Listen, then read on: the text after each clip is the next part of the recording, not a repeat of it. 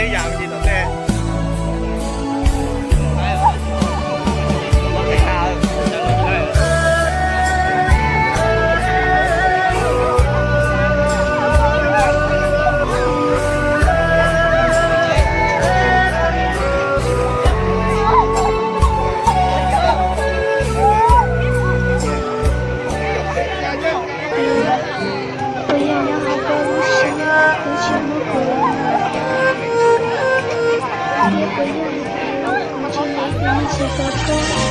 Kau jadi kau bercinta dulu.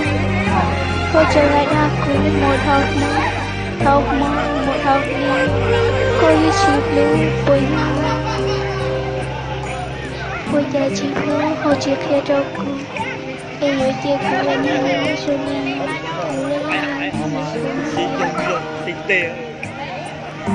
Cô như khó tìm, cô như không chỉ đâu cô. Cô cứ chỉ một chỉ một đâu cô nào đâu cô. Chỉ ta hứa kia đâu cô chỉ đi chia đâu cô. Cô như khó tìm, cô có một cái. Shine see a maybe.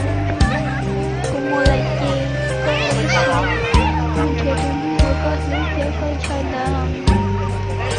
Cô như khó tìm, cô chưa hát nhớ trái tim. Cô chính cô như chỉ luôn. Cô nhớ, cô như hai tiếng, cô tới chỉ biết con.